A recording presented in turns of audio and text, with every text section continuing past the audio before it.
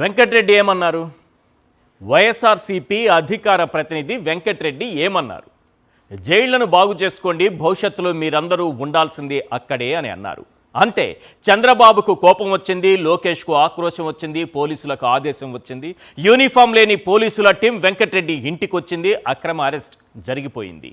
జైళ్లను బాగు చేసుకోమన్నందుకే వెంకటరెడ్డిని అరెస్ట్ చేశారా అంటే కానే కాదు. టీటీడీ మాజీ ఏవీఎస్ఓ సతీష్ మరణంపై పోస్టులు పెట్టారట. మరణంపై అనుమానాలు వ్యక్తం చేశారట. హత్య జరిగుండవచ్చని అందులో రాశారట. అంతే, ఎప్పటి నుంచో ఆకలితో అలమడించిపోతున్న ఎల్లో గ్యాంగ్కు అవకాశం దొరికింది. పోలీస్ స్టేషన్కు వెళ్లి ఫిర్యాదు చేశారు. తాడిపత్రి పోలీసులు పరుగున హైదరాబాద్ వచ్చేశారు. ఇంట్లో వాళ్లను భయభ్రాంతులకు గురి చేసి కారుమూరి వెంకటరెడ్డిని తీసుకెళ్లిపోయారు. మొన్నటికి మొన్న కర్నూలులో బస్సు ప్రమాదానికి బెల్ట్ షాపే కారణమన్నందుకు నోటీసులు ఇచ్చి పోలీస్ స్టేషన్కు పిలిపించారు. ఆ రోజు వెంకటరెడ్డి ఏం మాట్లాడారో ఒకసారి స్క్రీన్ పైన చూడండి. అలవాటు అయిపోయింది మాకు 16 నెలలుగా ఈ కేసులు అంటే మేమేదో పుట్టింటికో అత్తారింటికి వెళ్ళొచ్చినట్టుగా ఉంది మాకు కూడా. కానీ ఒకటైతే చెప్తున్నాం, వీళ్ళు ఏ స్కూళ్ళు బాగు చేయట్లా, ఏ కాలేజీలు బాగు చేయట్లా, ఉన్నాయన్నీ ప్రైవేట్ పరం చేస్తారు. జైళ్ళు మాత్రం బాగు చేసుకోమని చెప్పండి. రేపు పొద్దున శాశ్వతంగా చంద్రబాబు వాళ్ళ కొడుకు వాళ్ళకి సంబంధించినటువంటి వాళ్ళందరూ అక్కడే ఉండాలి. కాబట్టి అయ్యన్న నీటికి పెట్టుకుంటే వాళ్ళకు ఉపయోగపడుతుంది. ఎందుకంటే మేము బాగు చేయలేము, ఇప్పుడు మా ప్రభుత్వం లేదు కాబట్టి. సో వాళ్ళు బాగా చేసుకోమంటున్నాం, ఎందుకంటే తర్వాత వాళ్ళు ఉండాలి కాబట్టి అక్కడ. సో అదైతే క్లియర్గా చెప్తాను. సో ఇవన్నీ అలవాటు అయిపోయినాయి మాకు 16 నెలలుగా ఈ కేసులు అంటే మేమేదో పుట్టింటికో అత్తారింటికి వెళ్ళొచ్చినట్టుగా ఉంది మాకు కూడా. కానీ ఒకటైతే చెప్తున్నాం, వీళ్ళు ఏ స్కూళ్ళు బాగు చేయట్లా, ఏ కాలేజీలు బాగు చేయట్లా, ఉన్నాయన్నీ ప్రైవేట్ పరం చేస్తారు. జైళ్ళు మాత్రం బాగు చేసుకోమని చెప్పండి. రేపు పొద్దున శాశ్వతంగా చంద్రబాబు వాళ్ళ కొడుకు వాళ్ళకి సంబంధించినటువంటి వాళ్ళందరూ అక్కడే ఉండాలి. కాబట్టి అయ్యన్న నీటికి పెట్టుకుంటే వాళ్ళకు ఉపయోగపడుతుంది. ఎందుకంటే మేము బాగు చేయలేము, ఇప్పుడు మా ప్రభుత్వం లేదు కాబట్టి. సో వాళ్ళు బాగా చేసుకోమంటున్నాం, ఎందుకంటే తర్వాత వాళ్ళు ఉండాలి కాబట్టి అక్కడ. సో అదే ప్రస్తుతం వెంకటరెడ్డిని తాడిపత్రి పోలీసులు హైదరాబాద్కు వచ్చి తీసుకెళ్లిన ఆయన గుంతకల్లు పోలీస్ స్టేషన్లో ఉన్నట్లుగా సమాచారం మనకు అందుతోంది. ఈ పరిణామాల నేపథ్యంలో ఓ ప్రశ్న వినిపిస్తోంది. అదే టుడేస్ బిగ్ క్వశ్చన్ ఒకసారి స్క్రీన్ పైన చూద్దాం. టీటీడీ మాజీ ఏవీఎస్ఓ మరణానికి కారుమూరి వెంకటరెడ్డి అరెస్టుకు సంబంధం ఏంటి? ఇది క్వశ్చన్. టీటీడీ మాజీ ఏవీఎస్ఓ సతీష్ మరణానికి కారుమూరి వెంకటరెడ్డి అరెస్టుకు సంబంధం ఏంటి? చంద్రబాబు అధికారంలోకి వచ్చాక ఇది మొదటి అక్రమ అరెస్టు కాదు, అలాగని చివరిది అంతకన్నా కాదు. ఇప్పటికే 1000 మందికి పైగా సోషల్ మీడియా యాక్టివిస్టులపై అక్రమ కేసులు పెట్టారు. వైఎస్ఆర్సీపీ నేతలు, కార్యకర్తలు సోషల్ మీడియా యాక్టివిస్టులతో జైళ్లను నింపేశారు. అప్పుడెప్పుడో బ్రిటిష్ వాళ్ల పాలనలో జైళ్లన్నీ నిండిపోవడం చూశాం. మళ్ళీ ఇప్పుడు నారావారి పాలనలో ఆ సీన్ రిపీట్ అవుతోంది. టీటీడీ మాజీ ఏవీఎస్ఓ సతీష్ మరణంపై టీడీపీ సోషల్ మీడియా రెచ్చిపోయింది. పోలీసుల విచారణ కన్నా ముందే ఇది హత్యేనని డిక్లేర్ చేసేసింది. వైఎస్ఆర్సీపీ నేతలకు అంటగట్టేసింది. ఎల్లో మీడియా డిబేట్లు పెట్టేసింది. కూటమి నేతలు సతీష్ శవాన్ని తమ రాజకీయ అవసరాలకు వాడేసుకున్నారు. క్యారెక్టర్ అసాసినేషన్కు దిగారు. అయినా వాళ్లపై కేసులు లేవు, అరెస్టులు లేవు. కానీ వారికి సమాధానం ఇచ్చిన వైఎస్ఆర్సీపీ అధికార ప్రతినిధి కారుమూరి వెంకటరెడ్డిని మాత్రం అక్రమంగా అరెస్టు చేశారు. అసలు మాజీ ఏవీఎస్ఓ మరణం వెనుక ఏం జరిగింది?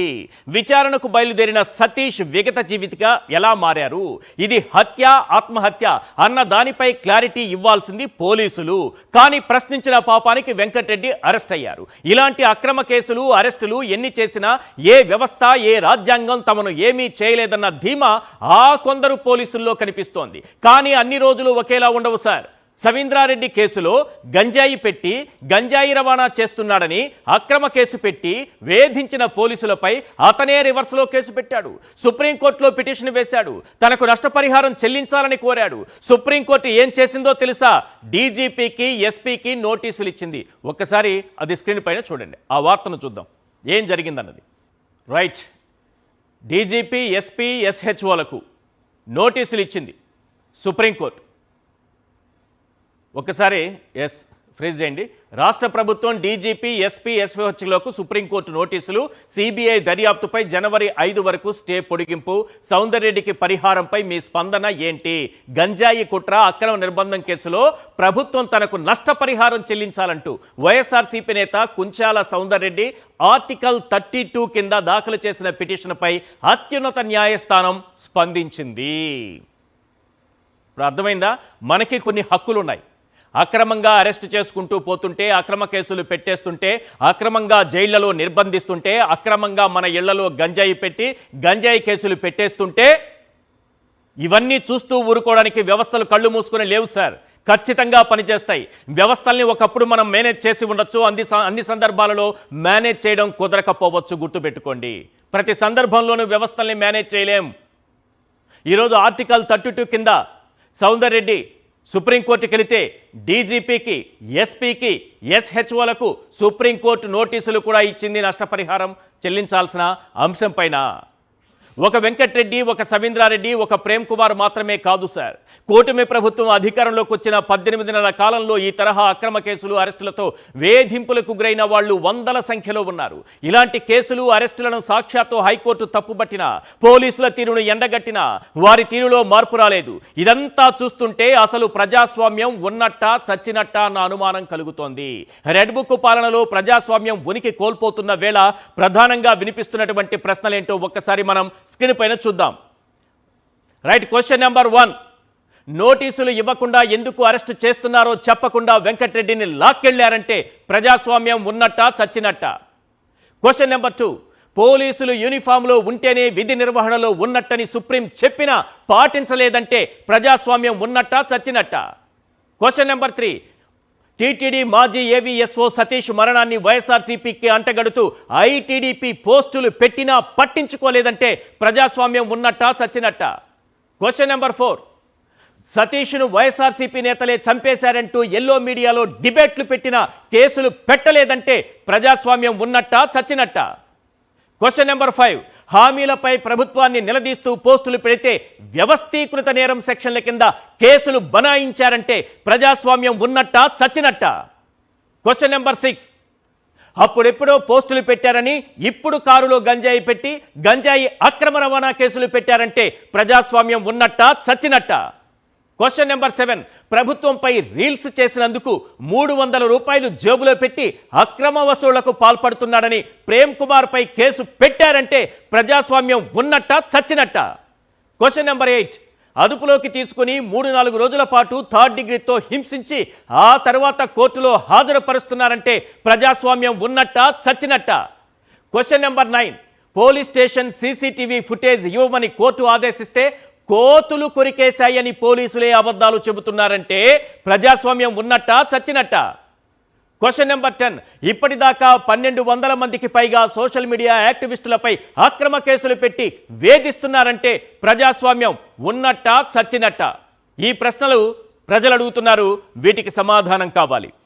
రైట్, ఇవాల్టి చర్చలో పాల్గొంటున్నారు డాక్టర్ బాలా గారు, advocate and analyst, Nagarjuna Yadav గారు, అధికార ప్రతినిధి వైఎస్ఆర్సీపీ, నాగమల్లేశ్వరి గారు, వైఎస్ఆర్సీపీ జిల్లా అధికార ప్రతినిధి.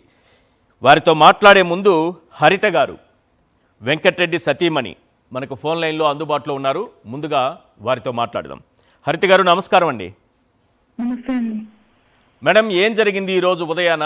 ఎన్ని గంటల సమయంలో పోలీసులు వచ్చారు? మా కమ్యూనిటీ దగ్గరకు అయితే అరౌండ్ 7 బిలోనే వచ్చేసినట్టున్నారండి. కాకపోతే 7 తర్వాత నుంచి వాళ్ళు అప్రూవల్ కోసం అడిగున్నారు. కాకపోతే వాళ్ళు ఎవరు మాకు తెలియదు కాబట్టి మేము రిజెక్ట్ చేస్తున్నాం. కానీ తర్వాత 2 సార్లు రిజెక్ట్ చేసిన తర్వాత మాకు ఎందుకో డౌట్ వచ్చి వాళ్ళకి ఫోన్లు చేస్తుంటే వాళ్ళు నంబర్ పెట్టిన నంబర్స్ కి లిఫ్ట్ చేయట్లేదు. తర్వాత ఒకటేసారి సెక్యూరిటీని తీసుకొని ఇంటి దగ్గరకు వచ్చేసి వెలుగొట్టేశారు. అలాగే లోపలికి వచ్చేసారు. తర్వాత వచ్చిన వెంటనే మా ఇద్దరు ఫోన్లు కూడా ఈవెన్ వెళ్లే వరకు కూడా సిఐ గారి చేతిలోనే ఉన్నాయి మా ఫోన్లు కూడా. వచ్చిన తర్వాత మీ మీద కేసు ఫైల్ అయింది, ఆ విషయం ఇన్ఫార్మ్ చేయడానికి మాత్రమే వచ్చామన్నట్టు చెప్పారు. ఓకే. తర్వాత ఇన్ఫార్మ్ చేయడానికి వచ్చామని చెప్పి మళ్ళీ తర్వాత లేదు మీరు స్టేట్మెంట్ రికార్డ్ చేసుకుంటాము, మీరు రిటర్న్ గా స్టేట్మెంట్ ఇవ్వండి అని చెప్పి స్టేట్మెంట్ కూడా రాయించుకున్నారు. ఏమని రాయించుకున్నారు స్టేట్మెంట్? మీరు ఎక్స్ లో పోస్ట్ పెట్టారు కదా, అది వేరే వాళ్ళు దాని మీద కంప్లైంట్ ఇచ్చున్నారు. మీరు ఆ స్టేట్మెంట్ కి కట్టుబడి ఉంటారా?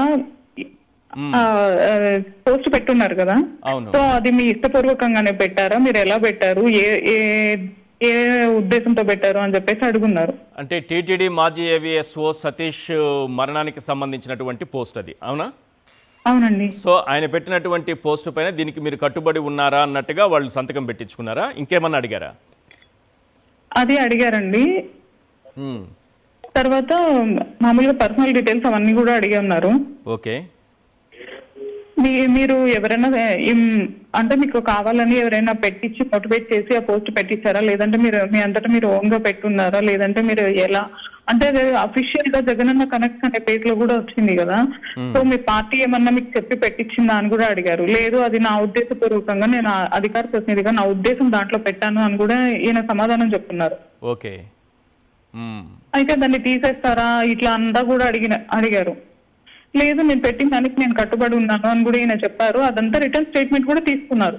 ఓకే.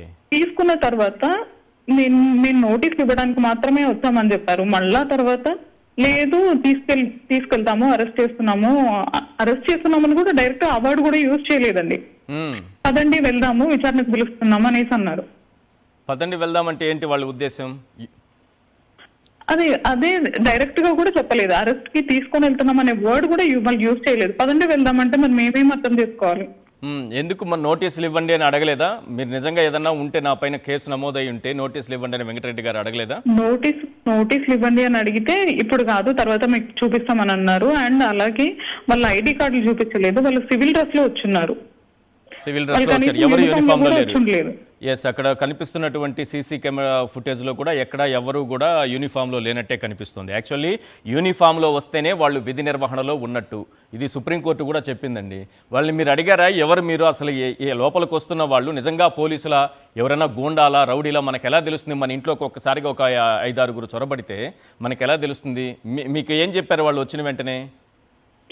మేము పోలీసులు మీ మీద కేసు ఫైల్ అయింది, అది ఇన్ఫార్మ్ చేయడానికి వచ్చాము, మీరు ఎక్స్ లో పోస్ట్ పెట్టారు, దాని గురించే మేము మీకు ఇన్ఫార్మ్ చేయడానికి వచ్చామని చెప్పారండి. స్టార్టింగ్ చెప్పడం అయితే మీకు ఇన్ఫార్మ్ చేయడానికి మాత్రమే వచ్చామని చెప్పారు. తర్వాత లాస్ట్ కి వెళ్ళిపోయే ముందు పదండి వెళ్దాము, మిమ్మల్ని విచారణ చేయాలి అని చెప్పారు. అలాగే మీరు బట్టలు కూడా తెచ్చుకోండి అని కూడా చెప్పారు. అసలు అలా ఎలా తీసుకొని వెళ్తారండి? ఓకే, బట్టలు కూడా తీసుకోండి అని చెప్తున్నారంటే ఒక ప్లాన్ ప్రకారమే వాళ్ళు వచ్చారనేది మనకు అర్థమవుతోంది.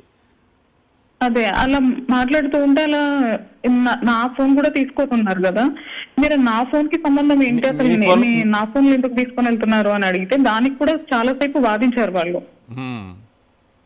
అసలు అంతసేపు లోపల ఉన్నప్పుడు వాళ్ళు మాట్లాడిందంతా కనీసం ఒక ఫోటో తీసుకోవడానికి కానీ ఒక వీడియో రికార్డింగ్ కి కానీ ఏది అవకాశం లేకుండా చేస్తున్నారు. ఆ సమయంలో ఇంట్లో ఎంతమంది ఉన్నారండి మీరు? నేను మా పాప ఉన్నామండి, చిన్న పాప 6th క్లాస్ చదువుతోంది. నిజం చెప్పాలంటే ఆ టైంకి మేము ప్రిపేర్ కూడా అయ్యి ఉండము. ఏదో అంటే పిల్లలు పొద్దున స్కూల్ ఆ వేలో మేము ఉంటాము, మా టెన్షన్స్ లో మేము ఉంటాము, అంతే తప్ప ఇదంతా అన్ఎక్స్పెక్టెడ్. అండ్ భయపడింది పాప. నేను కూడా ఇంకా అసలు మనిషిని అలా తీసుకొని వెళ్తుంటే కళ్ళలో నీళ్ళు వచ్చేస్తాయి కదండి. అవును, అసలు ఏం చెప్పకుండా ఎవరో కొంతమంది ఒక్కసారిగా ఇంట్లోకి దూరి ఆ విధంగా భయభ్రాంతులకు గురి చేస్తూ ఉంటే, చిన్న పాప ఉందని చెప్తున్నారు. ఆ టైంలో పాప వయసు ఎంతండి, ఏం చదువుతుంది? 6th క్లాస్ అండి. 5th class. పాప క్షణంలో ఏమంది?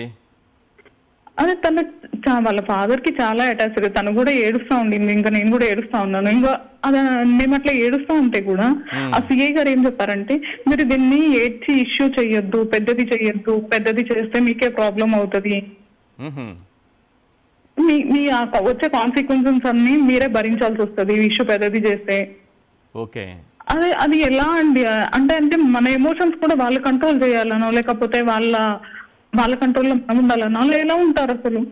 ఎస్, అదే వాళ్ళ ప్లాన్, మొత్తం వాళ్ళ కంట్రోల్కి తీసుకోవాలన్నది చాలా క్లియర్గా కనిపిస్తోంది. రైట్ అండి, మీరు కొంచెం ధైర్యంగా ఉండండి. ఎస్, వ్యవస్థలు ఉన్నాయి, న్యాయ వ్యవస్థ ఉంది, తప్పనిసరిగా న్యాయం జరుగుతుంది. ఎవరు ఎప్పుడు ఎలాంటి అక్రమ కేసులు పెట్టినా, అక్రమ అరెస్టులు జరిగిన వ్యవస్థలన్నీ కూడా చూస్తూ ఊరుకోవు. మీరు ధైర్యంగా ఉంటే ధైర్యంగా వెంకటరెడ్డి గారు కూడా బయటకు వస్తారు. రైట్ అండి, థ్యాంక్ యూ అండి హరిత గారు. ఎస్, ఒకసారి మనం నాగార్జున యాదవ్తో మాట్లాడదాం. నాగార్జున గారు, ఇక్కడ అర్థం కాని విషయం ఏంటంటే, టీటీడీ మాజీ ఏవీఎస్ఓ సతీష్ మరణానికి దానిపైన ఇన్వెస్టిగేషన్ జరుగుతూ ఉంటే, నిజంగా అది హత్య, ఆత్మహత్య, దీని వెనుక ఎవరన్నా ఉన్నారా, ఆయనే సూసైడ్ చేసుకున్నారా, ఈ ఒకవేళ చేసుకుంటే కారణాలేంటి, వీటిపైన దృష్టి పెట్టాల్సిన పోలీసులు వైఎస్ఆర్సీపీ అధికార ప్రతినిధి అయినటువంటి వెంకటరెడ్డి గారిని అరెస్ట్ చేశారు. చాలామందికి అర్థం కాని విషయం ఏంటంటే, ఆ కేసుకి వెంకటరెడ్డి అరెస్ట్కి అసలు ఏం సంబంధం?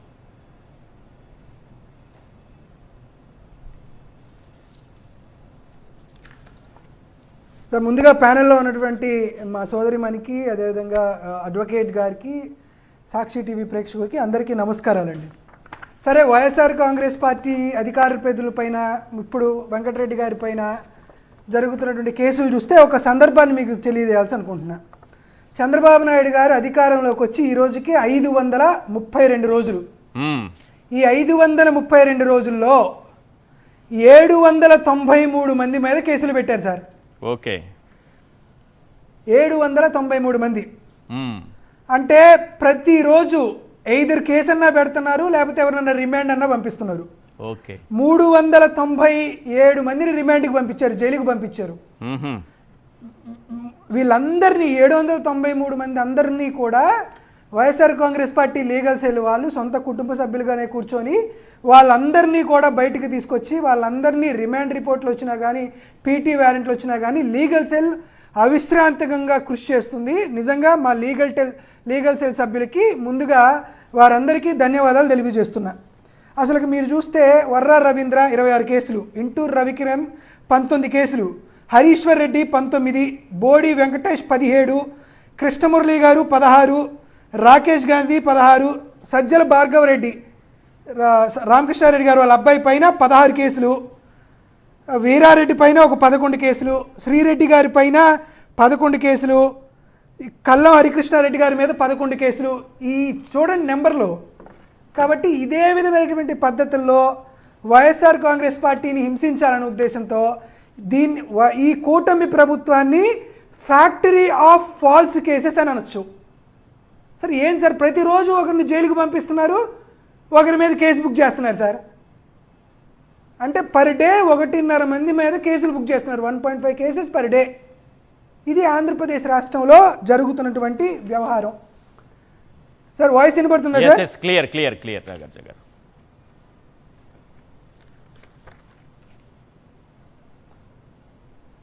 సో ఇప్పుడు ఈ సతీష్ కుమార్ గారికి సంబంధించి ఒక ఆసక్తికరమైన విషయం చెప్తాం. సతీష్ కుమార్ గారి మరణం పైన వైఎస్ఆర్ కాంగ్రెస్ పార్టీ మీద చేస్తున్నటువంటి ఆరోపణ ఏంటి?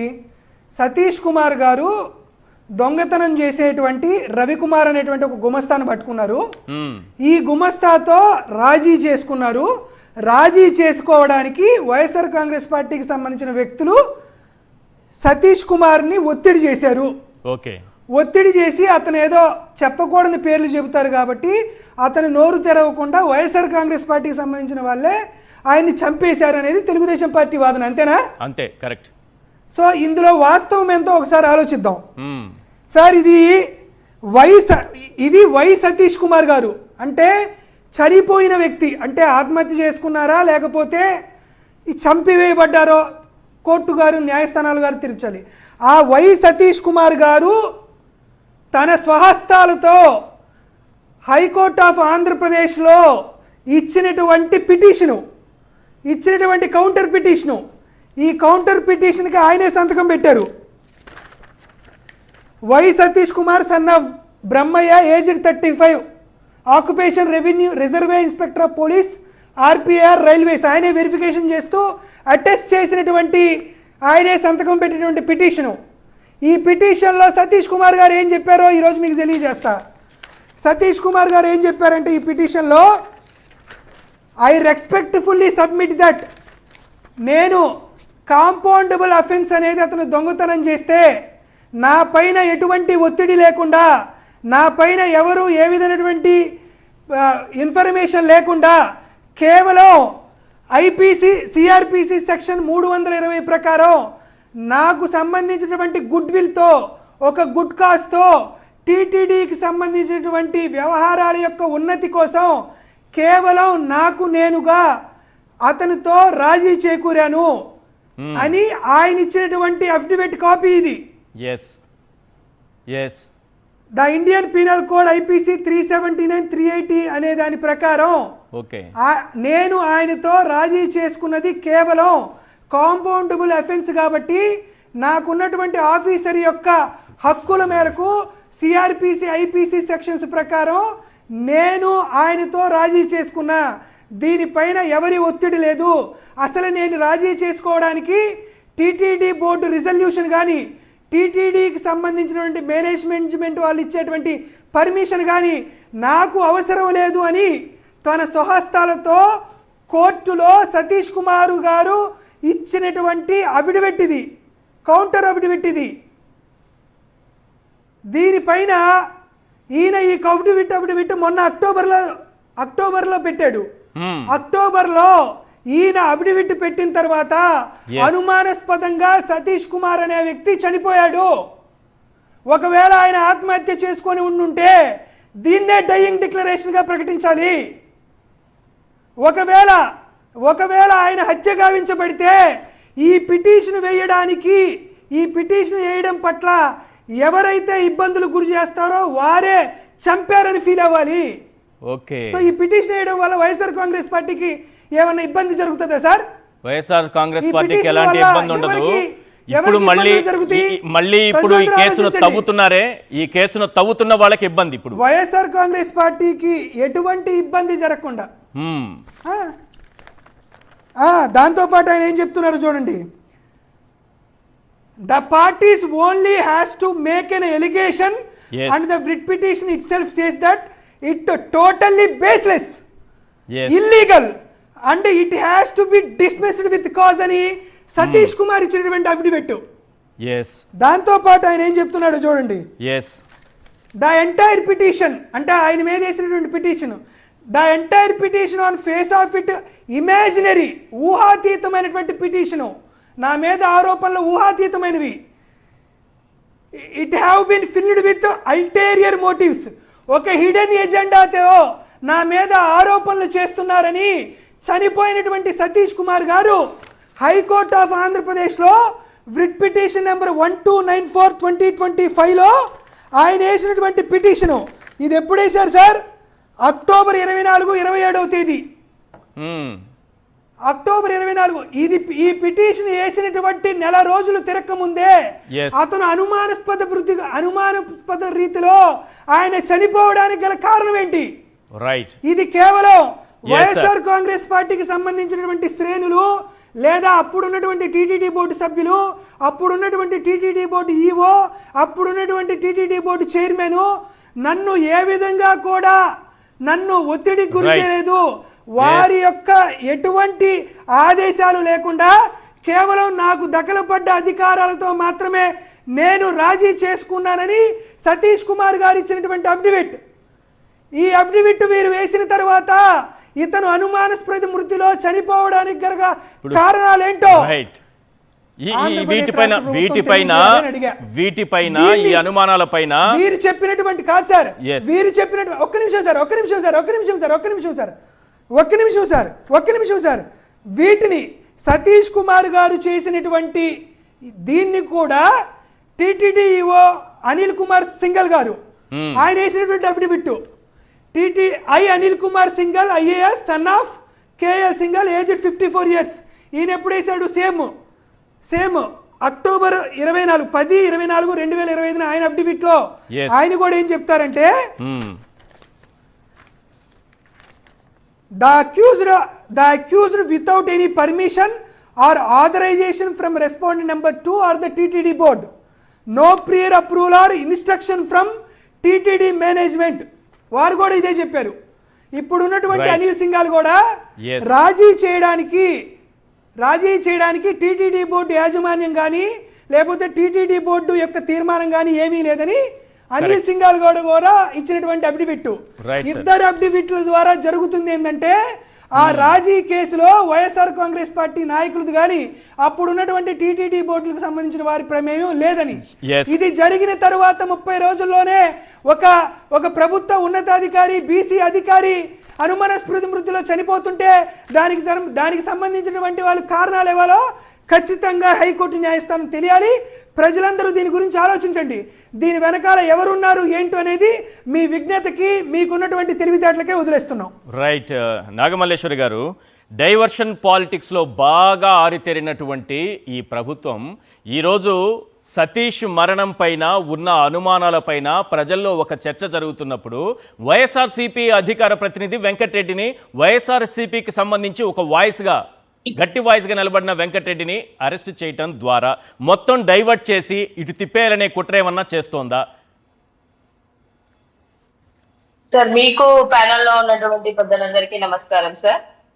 ఇవాళ కూటమి ప్రభుత్వం వచ్చి 18 నెలల కాలం అవుతున్నా కూడా ఈ డైవర్ట్ చేసే పాలిటిక్స్ అనేది వాళ్ళకి వెన్నతో పెట్టినటువంటి విద్య.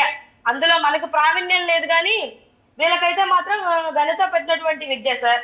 అసలు ఈ సతీష్ హత్య కేసుకి అసలు వెంకటరెడ్డి గారిని అరెస్ట్ చేయడానికి ఏమైనా సంబంధం ఉందా సార్? అసలు నేను పొద్దున్న నుంచి ఆశ్చర్యపోతున్న విషయం ఏంటంటే, అధికార ప్రతినిధుల్ని, ఒక పార్టీ అధికార ప్రతినిధుల్ని అరెస్ట్ చేసినటువంటి చరిత్ర ఎక్కడన్నా ఉందా సార్? అంటే మేము డిబేట్స్ లో మాట్లాడకూడదా? మా స్వేచ్ఛాభావాన్ని మేము వ్యక్తపరిచేటువంటి హక్కు మాకు లేదా? మీరేమో వచ్చి ఆ సతీష్ హత్య తీసుకొని వచ్చి వైఎస్ఆర్సీపీ పార్టీ మీద వేస్తే కాదు అని చెప్పే హక్కు కూడా మాకు లేదా? అంటే ఇవాళ ఎలాంటి పరిపాలనలో ఉన్నారు సార్ లోకేష్ బాబు గారు? మరి ఇది చంద్రబాబు నాయుడు గారి ఆలోచన, మరి లోకేష్ బాబు గారి ఆలోచన నాకు తెలియదు కానీ ఇలా అడ్డగోలుగా ఒక చిన్న బిడ్డ చంటి పడ్డ ఎదుట తన తండ్రిని 4-5 దుండగుల్లాగా వచ్చి తీసుకొని వెళ్ళిపోతుంటే ఆ పస్తుందు పరిస్థితి ఏంది సార్? అయితే ఒక చిన్న బిడ్డ మీద ఒక ఆడబిడ్డని చెట్టుకు కట్టేసి కొట్టేస్తారు మాట్లాడినందుకు. లేదు అని అంటే ఒక చిన్న బిడ్డ ఎదుట ఒక తండ్రిని అరెస్ట్ చేసి తీసుకెళ్లిపోతారు. పొద్దున అరెస్ట్ చేశారు, ఇప్పుడు ఎక్కడికి తీసుకెళ్లారు సార్ వీళ్ళు? ఏమైనా సమాచారం ఉంది? ఇప్పుడే వాళ్ళ వైఫ్ మాట్లాడారు కదా, హరిత మాట్లాడింది కదా, ఎక్కడ తీసుకెళ్ళినట్టు? ఏం సాధిద్దామని మీరు అధికార ప్రతినిధుల మీద మీరు అరెస్ట్ చేస్తున్నారు అని అంటే, ఈవెన్ డిబేట్లలో కూర్చున్నప్పటికీ కూడా 4-5 డిబేట్ చేసే వ్యక్తులు మీరు ఎంత వెటకారంగా మాట్లాడతారు సార్ వాళ్ళు. అసలు జగన్మోహన్ రెడ్డి గారు అని కూడా అనరు. మళ్ళీ మేము చంద్రబాబు నాయుడు గారు అంటాము, లోకేష్ బాబు గారు అంటాము, పవన్ కళ్యాణ్ గారు అంటాము. మా నాయకుల్ని సింగులర్ గా మాట్లాడుతుంటే మేము ప్రశ్నించొద్దా? మేము మాట్లాడొద్దా సార్? మాట్లాడినందుకు అరెస్ట్ చేసుకొని వెళ్ళిపోతుంటారా అడ్డగోలుగా? ఏం సార్ ఇది? మరి మమ్మల్ని తిట్టేవాళ్ళు, మమ్మల్ని మాట్లాడేవాళ్ళు, ఇప్పుడు సీమరాజు అనేటువంటి వ్యక్తి మాట్లాడట్లేదా? మరి ఆయన ఏదో పెద్ద ఒక ఇంట్లో కూర్చొని పెట్టి ఆస్థాన కవిని ఇచ్చేసినట్టుగా చేస్తున్నారు.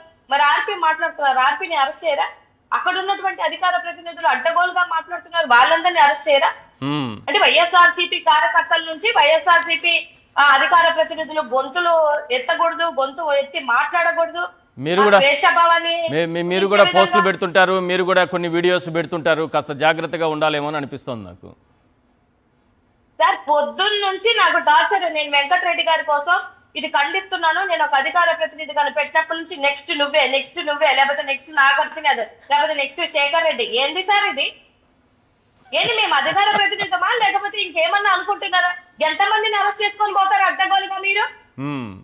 ఇదే పరిపాలన సార్, నాకు అర్థం అవ్వట్లేదు. అదే జర్నలిజం లో ఉన్నటువంటి జర్నలిస్ట్ ని అరెస్ట్ చేస్తారు, మీడియాలో కూర్చున్నటువంటి యాంకర్లను అరెస్ట్ చేస్తారు, మాట్లాడుతున్నటువంటి అధికార ప్రతినిధులను అరెస్ట్ చేస్తారు, చిన్న కార్యకర్తల్ని అరెస్ట్ చేస్తారు. ఇప్పటికి 700 మందిని అరెస్ట్ చేశారంటే సంవత్సరం పాటు మీ పరిపాలనలో రోజుకొకరు 2 అరెస్ట్ చేసుకుంటే కాదు మేడం. ఇదే ఇన్సిడెంట్ జరిగిన తర్వాత, సతీష్ మరణం తర్వాత ఎల్లో మీడియా డిబేట్లలో కూటమి నేతలు, బీజేపీ నాయకులు, టీడీపీ నాయకులు కూర్చొని వైఎస్ఆర్సీపీ నేతలే ఇది చేయించారన్నట్టు మాట్లాడారే, మరి వారిని అరెస్ట్ చేయరా? వారికి వర్తించవా ఈ చట్టాలు? డైరెక్ట్ లైవ్ లో వాళ్ళ ఇష్టం. ఇప్పటికీ తమ్నైల్స్ ఉన్నాయి అలానే. ఈశ్వర్ గారు మీరు అలా ఎలా అడుగుతారు? అయ్యా, వర్తించవు వాళ్ళకి. ఓన్లీ వైఎస్ఆర్సీపీ వాళ్ళకు మాత్రమే వర్తిస్తాయి. వైఎస్ఆర్సీపీ పార్టీకి పాజిటివ్ గా మాట్లాడుతున్నటువంటి యూట్యూబ్ ఛానల్స్ కు వర్తిస్తాయి, కార్యకర్తలకు వర్తిస్తాయి. లేదంటే రేపో మాపో మిమ్మల్ని కూడా తీసుకెళ్తారు. ఎందుకు ఈ చర్చ పెట్టినందుకు? ఈ చర్చ మీరు పెట్టి ఈ క్వశ్చన్లు మమ్మల్ని అడిగి జనాలకి నిజాలు తెలియజేస్తున్నారు కాబట్టి మిమ్మల్ని కూడా పట్టుకెళ్తారు. లేదు, ఈ చర్చ మీద కూర్చొని మేము మాట్లాడుతున్నందుకు మమ్మల్ని కూడా తీసుకొని వెళ్తారు. ఇదే సార్ పద్ధతి? రేపు మోదీ గారు వస్తున్నారు కదా, మోదీ గారి యొక్క యాత్ర ఉంది కదా, మోదీ గారి యాత్ర మీద పెట్టండి కాన్సన్ట్రేషన్.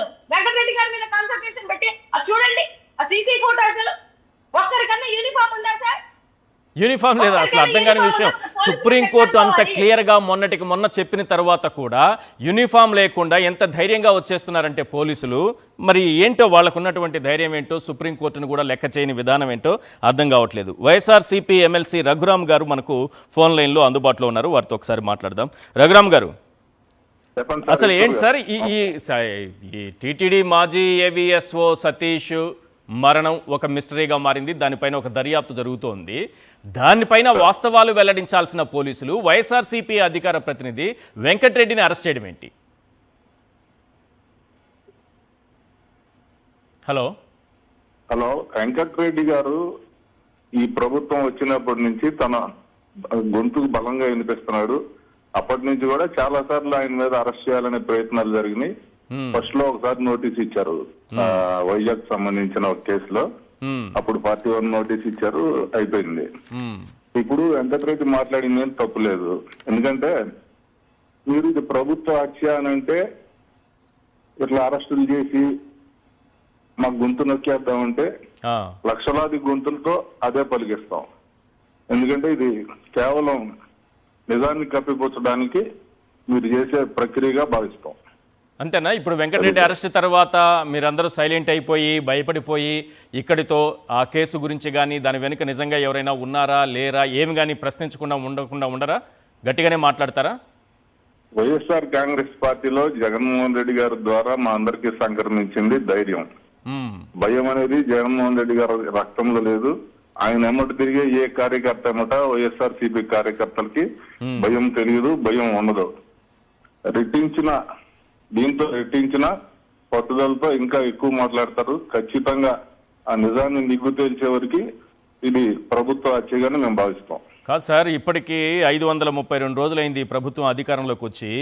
793 కేసులు పెట్టారట, 397 మందిని రిమాండ్కు పంపించారట. మొన్న అసెంబ్లీలో హోంమంత్రి అనిత గారు మాట్లాడుతూ సోషల్ మీడియాకి సంబంధించి ఏదో చట్టం తీసుకొస్తామని చెబుతూ దాదాపు 1100 కేసులు సోషల్ మీడియా యాక్టివిస్టుల పైన పెట్టామని అంటున్నారు. ఏంటి ఇన్ని కేసులు పెడుతున్నా, ఇంతమందిని రిమాండ్కు పంపించుతున్నా మీరేమి వెనకడుగు వేయరా? ఈ ప్రశ్నించే తత్వం మానుకోరా? 793 అనేది అది తక్కువ సంఖ్య. మా తమ్ముడు నాగార్జున చెప్పింది నాకు తెలిసి అది ఓన్లీ సోషల్ మీడియాకి సంబంధించి అయి ఉంటది. అది చెప్పడంలో పొరపాటు ఏమని చాలా ఇంకా వేల సంఖ్యలో ఉన్నాయి ఈ కేసులు. ఏ కార్యకర్త కూడా భయపడరు. మీరు కనుక ఇదే ప్రక్రియ మానకపోతే లక్షలాది గొంతులు రోడ్డెక్కుతాయి. మీ జైలు బరో కార్యక్రమానికి కూడా పిలిపిస్తాం భవిష్యత్తులో. మీ జైళ్లు సరిపోవు, మీ పోలీసులు సరిపోరు. రేపు ప్రధానమంత్రి కూడా వస్తున్నాడు సత్యసాయి జిల్లాకి. అక్కడికి ఆయనకు కూడా తెలిసేటట్టు రేపు మా ఉద్యమం ఉంటుంది. వెంకటరెడ్డిని తక్షణమే విడుదల చేయకపోతే దాని పరిణామాలు కూడా చాలా తీవ్రంగా ఉంటాయి. ఆ స్థాయికి తీసుకెళ్తారా విషయాన్ని? ఖచ్చితంగా ఢిల్లీ స్థాయికి మాత్రం. గతంలో జగన్మోహన్ రెడ్డి గారు ఒకసారి ఈ అక్రమ కేసుల గురించి, మా కార్యకర్తల దాడుల గురించి తీసుకెళ్లి ఢిల్లీలో ధర్నా చేయడం జరిగింది. దానికి మించిన యాజిటేషన్ భవిష్యత్తులో చేయబోతాం. దానికి తగిన రీతిలో ఒక ప్లానింగ్ చేసుకుని జగన్మోహన్ రెడ్డి గారు ప్రజల ముందుకు వచ్చే అవకాశం కూడా ఉంది. ఇట్లాగే కొనసాగుతాయి ఇవన్నీ. కానీ ఒక విషయం ఇక్కడ అర్థం కాని విషయం అంటే, కర్నూలు బస్సు ప్రమాదం జరిగినప్పుడు బెల్ట్ షాపుల్లో మందు తీసుకొని తాగి వాళ్ళు అక్కడ రోడ్లో పడిపోవడము, ఆ తర్వాత ప్రమాదం జరగడము, అంతమంది ప్రాణాలు పోవడం అని ఒక అనుమానం వచ్చినప్పుడు దాన్ని నివృత్తి చేయకుండా మీ పార్టీకి సంబంధించిన వాళ్ళందరికీ నోటీసులు ఇచ్చి అందరినీ పిలిపించారు. అసలు బెల్ట్ షాపులు ఉన్నాయా లేదా, వాళ్ళు ఎన్ని గంటలకు ఎక్కడ బయలుదేరారు, ఎక్కడ తాగారు, ఆ తర్వాత ఎన్ని గంటల వరకు ఎక్కడ కూర్చున్నారు, ఈ డీటెయిల్స్ ఇవ్వకుండా మీ పార్టీ నాయకులకు నోటీసులు ఇచ్చి, మీ పార్టీ కార్యకర్తలకు నోటీసులు ఇచ్చి అందరినీ పిలిపించి విచారణ చేశారు.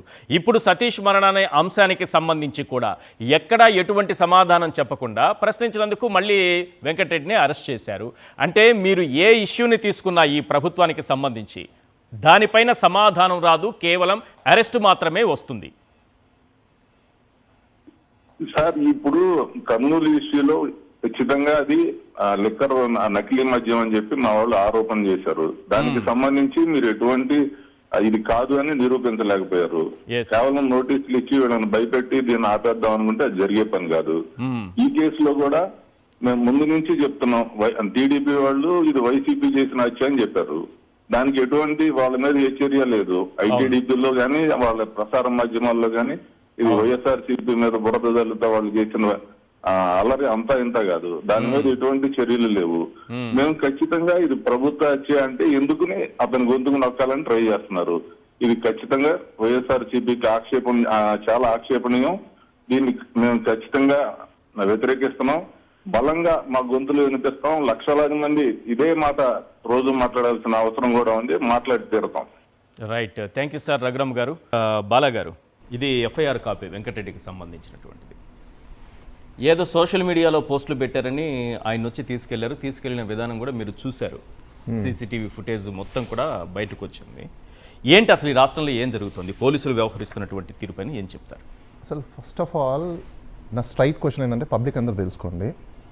ఇప్పుడు వెంకటరెడ్డి మీద కేసు పెట్టారు కదా, ఎఫ్ఐఆర్ కాపీ. ఆ ఎఫ్ఐఆర్ కాపీలో ఒకసారి కంప్లైంట్కి వెళ్ళండి మీరు, మీ దగ్గర ఉంటే. కంప్లైంట్ ఉందా మీ దగ్గర? తెలుగులో.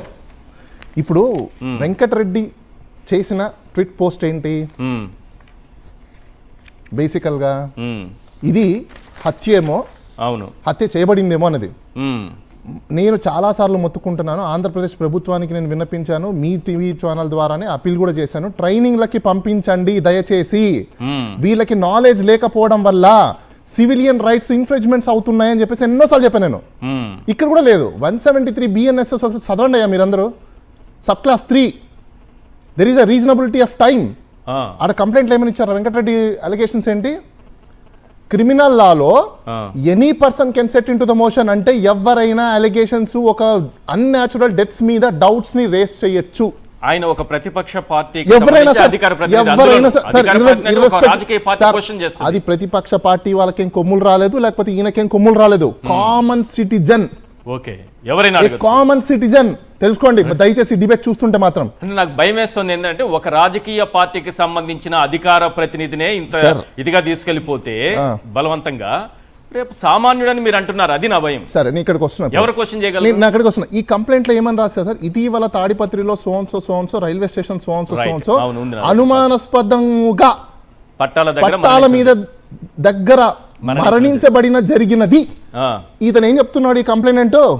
అందరు నాంది సినిమా చూడండి 212, ఇలాంటి ఫాల్స్ కంప్లైంట్ ఇచ్చే ప్రతి ఒక్కరి మీద కూడా మీరు 212 అప్లికేషన్ ఫైల్ చేయండి.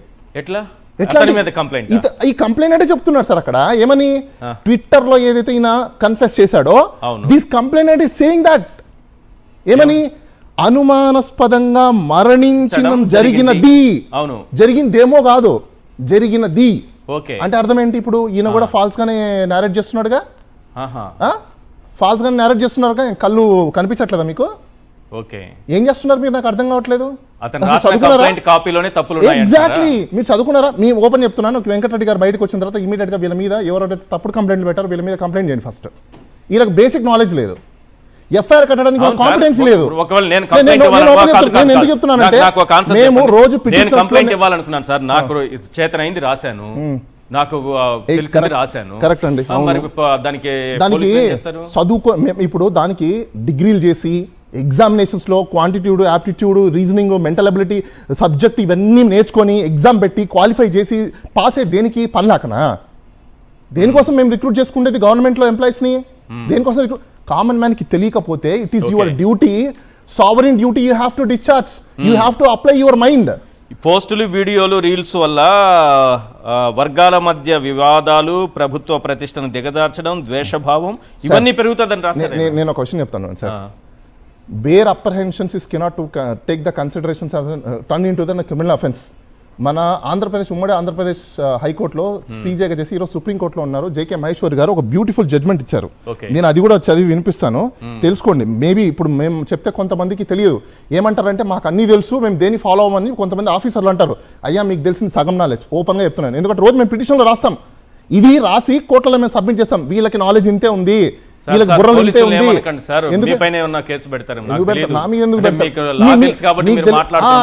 మాకు పెడితే మేము ఏం చేయాలో, మేము ఏం ట్రీట్మెంట్ తీసుకోవాలో మేము తీసుకుంటాం. మేము రోజు రాతలు రాస్తాం, చెప్పడం కాదు, రాతలే రాస్తాం.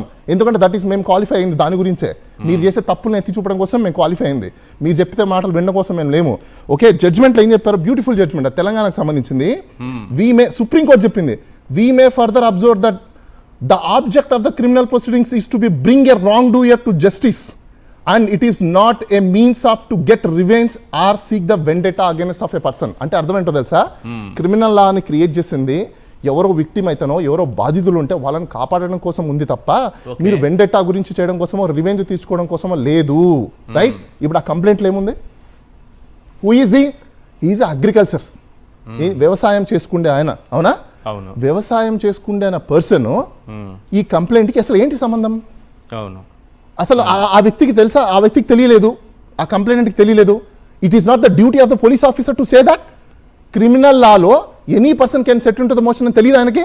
ఎవరైనా వాళ్ళ డౌట్స్ని రేస్ చేయొచ్చు. తెలీదా? బంధువులైనా చేయొచ్చు, ఫ్రెండ్స్ అయినా చేయొచ్చు, దారిన పోయే దానయ్య కూడా చేయొచ్చు. ఇప్పుడు మర్డర్ ఎక్కడ చనిపోయింటారు సార్, ఎవరో పోతుంటారు, సార్ ఎవరో చనిపోయారు సార్, పోలీస్ స్టేషన్ పోయి రిపోర్ట్ ఇస్తారు. అంటే ఇప్పుడు నువ్వే ఎందుకు ఇచ్చావు అంటే, no, it's settled criminal law, అది సెటిల్డ్ ప్రిన్సిపల్స్ అవి. ఇప్పుడు ఆయనకు డౌట్ వచ్చింది వెంకటరెడ్డి గారికి, రేస్ చేస్తాడు. ఇది నీ డ్యూటీ, నువ్వు చేయి. ఏమని? నువ్వు వెరిఫై చేయి, నువ్వు ఎంక్వైరీ చేయి, ఇన్వెస్టిగేషన్ చెయ్యి, ఎవిడెన్స్ ని కలెక్ట్ చెయ్యి. ఇవన్నీ నువ్వు చేయకుండా సోషల్ మీడియా పోస్ట్ పెట్టి ఈరోజు నువ్వు తీసుకొచ్చినావు అంటే దాని అర్థం ఏంటి?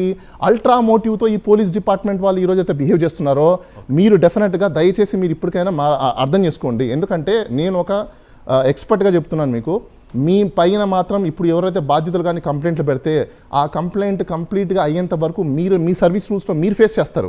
ఈ గవర్నమెంట్ వెళ్ళిపోతుంది, ఇంకో గవర్నమెంట్ వెళ్ళిపోతాయి, కానీ స్టేట్ అనేది ఎప్పటికీ ఉంటుంది.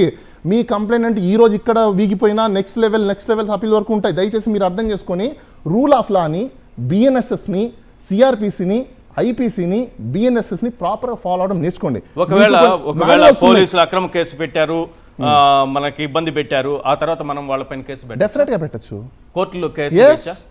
సవీంద్రారెడ్డి కేసు అలాగే కనిపిస్తుంది. కొంచెం ఒకసారి ఆ కేసు డీటెయిల్స్ ఒకసారి స్క్రీన్ పైన వేయండి. సవీంద్రారెడ్డి మనకి ఫోన్ లైన్ లో అందుబాటులో ఉన్నారు, వారితో మాట్లాడదాం. గుడ్ ఈవినింగ్ అండి సవీంద్రారెడ్డి గారు. నమస్తే. నమస్తే. ఏంటి మీరు ఆర్టికల్ 32 ప్రకారం సుప్రీంకోర్టులో ఏమైనా పిటిషన్ వేశారా? ఏంటి మీ ఉద్దేశం ఏంటి? ఇప్పుడు మీ పైన కేసు పెట్టారు, మీరు ఏదో గంజాయి మీ కారులో ఉందనో ఏదో తీసుకెళ్లారు, అంటే సోషల్ మీడియా పోస్టులు అయినా పెట్టారని దాని మీద గంజాయిది ఏదో తీసుకొచ్చారు, దొరికిపోయారు, కోర్టులో కూడా చివాట్లు తిన్నారు. మీరు రివర్స్లో కేసు పెట్టచ్చా? ఏంటి మీ కేసు విషయం చెప్పండి సార్. ఇక్కడ పౌరులందరికీ ప్రతి ఒక్కళ్ళకి వాడికంటూ కొన్ని హక్కులు ఉంటాయి సార్. మనం ఏ తప్పు చేయనప్పుడు మన హక్కుల్ని వీళ్ళు కాల రాస్తున్నప్పుడు, వాటికి భంగం కలుగుతున్నప్పుడు వాటి మీద మనం ఖచ్చితంగా పోరాడడానికి ఈ కాన్స్టిట్యూషన్స్ అనేది ఖచ్చితంగా మనకి పౌరులకు కొన్ని హక్కులు ఇచ్చింది. ఆ హక్కుల నేపథ్యంలో నా హక్కులు నేను కాపాడుకోవడం కోసం నేను ఆ కేసు మళ్ళీ ఫైల్ చేయడం, వారి మీద నేను కంప్లైంట్ చేయడం జరిగింది. దానికి అనుగుణంగానే ఈ రోజు సుప్రీంకోర్టులో తీర్పు రావడం కూడా చూసే ఉంటారు మీరు. రైట్. ఏం కోరారు మీరు అసలు కోర్టుని ఏం కోరారు మీరు మీ పిటిషన్ ద్వారా?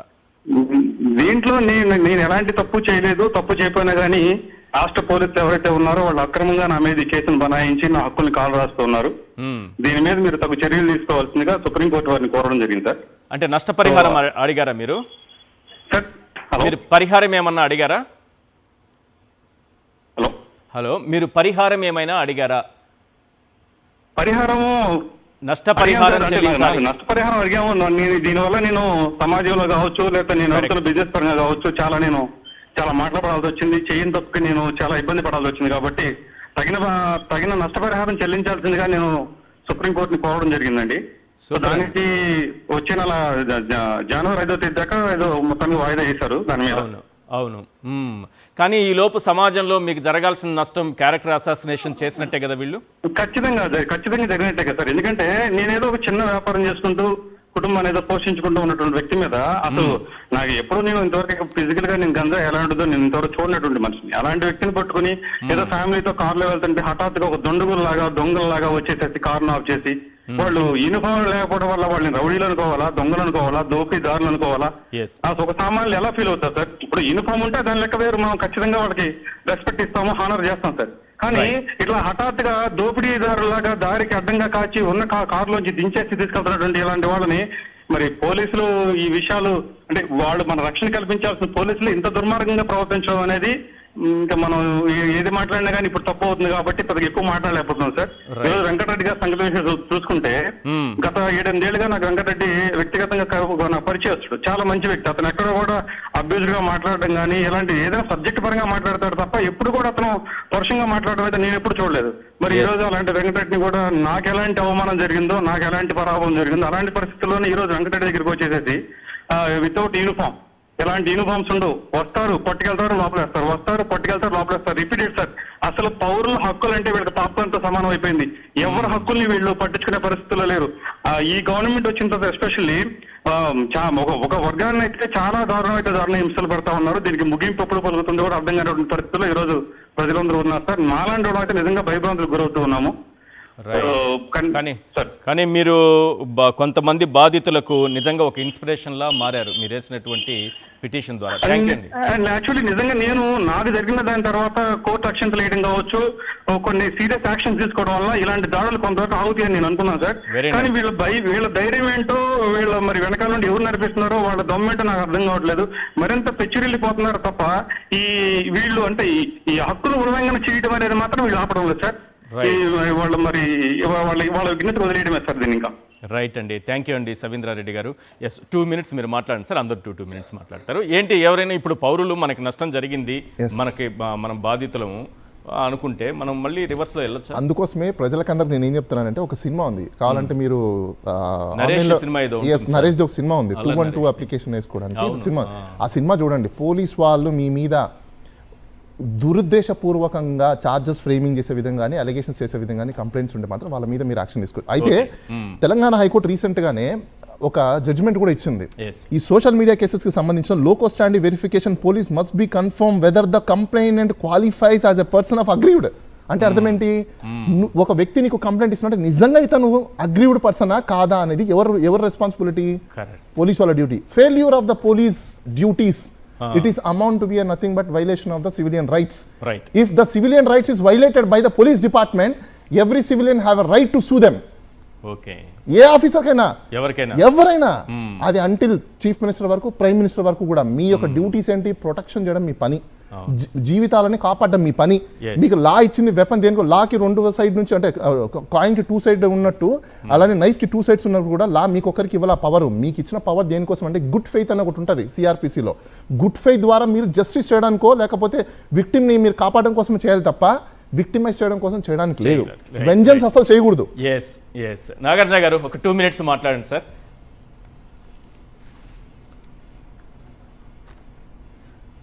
Sir simple sir. ఇందాక నేను చెప్పినట్లు ఎమ్మెల్సీ రఘురామ్ గారు చెప్పినట్లు నేను కోట్ చేసింది సోషల్ మీడియా కేసెసే. సో సోషల్ మీడియా కేసెస్లో అవి జరిగినాయి. సరే మళ్ళీ ముందుకు వస్తున్నాను సార్. ఈ పిటిషన్ ఆయన ఫైల్ చేసిన తర్వాతనే ఆయన అనుమానాస్పదం మృతి చెందాడు. ఈ పిటిషన్ తర్వాతనే, కాబట్టి ఆయన అనుమానాస్పద మృతికి కారణం ఈ పిటిషనే. కాబట్టి ఇది ఒకటి. దాంతోపాటు మరొకటి కూడా చెప్తానేనండి సార్. సివి రవికుమార్ అనే అతను హుండీ డబ్బులు దొంగతనం చేశాడు అని తెలుసుకున్న తర్వాత సతీష్ కుమార్ ఇచ్చినటువంటి కంప్లైంట్ కాపీ ఇది. 72,000 రూపాయలు విలువ చేసేటువంటి డాలర్స్ దొంగతనం చేశారని ఇచ్చినటువంటి కంప్లైంట్ కాపీ. ఈ కంప్లైంట్ కాపీని బేస్ చేసుకొని అప్పుడే రిజిస్టర్ అయినటువంటి ఎఫ్ఐఆర్ కాపీ. ఈ రెండు జరిగిన తర్వాత అతని మీద ఛార్జ్ షీట్ దాఖలు చేశారు. ఇది ఆ ఛార్జ్ షీట్ కాపీ. ఈ ఛార్జ్ షీట్ కాపీ అయిన తర్వాత లోక్ అదాలత్కి వెళ్ళినటువంటి కాపీ ఇది.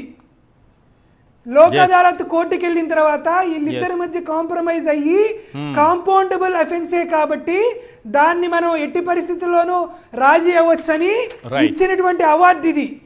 ఈ అవార్డుకి సంబంధించి అక్యూజ్డ్ అదేవిధంగా డిఫాక్టో కంప్లైంట్ ఇద్దరు కలిసి సంతకాలు పెట్టినటువంటి కాపీ ఇది. ఈ రెండు అయిన తర్వాత ఒకవేళ ఈ ఎఫ్ఐఆర్ తప్పైనా, ఈ అవార్డు తప్పైనా కానీ ఇంకొకటి, ఇది డీజీపీ అది ఐపీఎస్ రవిశంకర్ అయ్యర్ గారు వేసినటువంటి affidavit. Okay, IPS Ravishankar Iyer గారు వేసినటువంటి అఫిడవిట్. ఈ అఫిడవిట్లో ఏం చెప్తాడంటే, I submitted that there is no fresh FIR registered to conduct investigation on the allegations. As on today, as per the records, the case in the FIR is 2423 was closed in Lok Adalat. Till date, the proceedings of Lok Adalat are not cancelled. అని చెప్పింది. అంటే FIR cancel చేయలేదు, FIR alter చేయలేదు, లోక్ అదాలత్ ఇచ్చినటువంటి అవార్డుని cancel చేయలేదు, అన్నీ కూడా న్యాయబద్ధంగా చట్టబద్ధంగా జరిగినాయి అని చెప్పి రవిశంకర్ అయ్యర్ గారు ఇచ్చినటువంటి అఫిడవిట్ కోర్టుకి. ఇవన్నీ జరిగిన తర్వాత వెంకట్రెడ్డి గారు ఏదైతే మాట్లాడారో అవే మాటల్ని మళ్ళీ మాట్లాడుతున్నావు. ఎస్ సతీష్ కుమార్ గారు, బీసీ అధికారైనటువంటి సతీష్ కుమార్ గారి హత్య ఖచ్చితంగా ప్రభుత్వ హత్యే. దీంట్లో మరొక మారు ఏమి లేదు. ఆయన అఫిడవిట్ ఫైల్ చేసిన తర్వాత సతీష్ కుమార్ గారి మరణం పైన వైఎస్ఆర్ కాంగ్రెస్ పార్టీకే కాదు తెలుగు ప్రజానీకానికి అనుమానాలు ఉన్నాయి. ఖచ్చితంగా అతని మృతి పైన సిబిఐ ఎంక్వైరీ జరగాలి. అవసరమైతే సిట్టింగ్ హైకోర్టు జడ్జితో విచారణ జరగాలి. Right, sir. ఆరునూరైన అగ్రహారం వీడైన భూమి బద్దలైన ఆయన మృతి వెనుకాల జరిగినటువంటి నిజాలు ప్రజలకు తెలియజేయాలి. ఇది Right, మా right. వైఎస్ఆర్ కాంగ్రెస్ పార్టీ సిద్ధాంతం. ఈ Yes. మాట మేము అన్నాం కాబట్టి ఎవరి మీద కేసులు పెట్టుకున్నా పెట్టుకోండి, ఆ అధికారం మీకు ఉందని తెలియజేస్తున్నా. రైట్. మల్లేశ్వర్ గారు కంక్లూడ్ చేయండి మేడం. సార్ చివరిగా ఒక మాట అయితే చెప్తున్నాను సార్. మ్మ్. ఒక గొంతుని నొక్కేస్తే భయపడిపోతామో లేకపోతే ఇంకెవరు మాట్లాడేమో అనుకుంటే ఒక గొంతుని నొక్కేస్తే 100 గొంతులు రెడీగా ఉన్నాయి. 100 గొంతులు కూడా నొక్కేద్దాం అనుకుంటే 1000 గొంతులు కూడా రెడీగా ఉన్నాయి. ఇంకా మీ స్టేషన్లు మీ జైళ్ళు ఎన్నెన్ని ఉన్నాయో అన్ని రెడీ చేసేసుకోండి. రెడీ చేసుకున్న తర్వాత రాబో రోజులలో ఇప్పుడు మాట్లాడుతున్న అధికార ప్రతినిధులు కానీ మిమ్మల్ని అడ్డుగా తీసుకొని మాట్లాడుతున్న ప్రతి ఒక్కరు కానీ రాబో రోజులలో ఇదే శిక్ష మీకు రిపీట్ అవ్వకపోతే ఆ రోజు మళ్ళీ మేము కూర్చొని మాట్లాడతాం. అధికార ప్రతినిధులను అరెస్ట్ చేస్తున్నారంటే ఎటువంటి పరిపాలనలో ఎటువంటి ఆలోచన విధానంలో ఉన్నారో ఆలోచించుకోండి. లోకేష్ బాబు గారు మీకు చెప్తున్నాను, మహిళలను చూడకుండా లేకపోతే ఆడవాళ్ళని చూడకుండా అడ్డగోలు చేస్తున్నటువంటి మీ అరెస్టులకి మీ రెడ్ బుక్ రాజ్యాంగానికి రాబో రోజులలో మీ రెడ్ బుక్ రాజ్యాంగం వల్లనే మీ పార్టీకి మీకు చరమగీతం పాడే రోజు వస్తుంది. Right. రెడీగా ఉండండి. Yes thank you madam. Nagamalleswari గారు చర్చలో పాల్గొన్నందుకు, నాగార్జున యాదవ్ గారు, డాక్టర్ బాలా గారు, thank you so much sir. ఇది వాటి చర్చా కార్యక్రమం. చూస్తూనే ఉండండి సాక్షి టీవీ.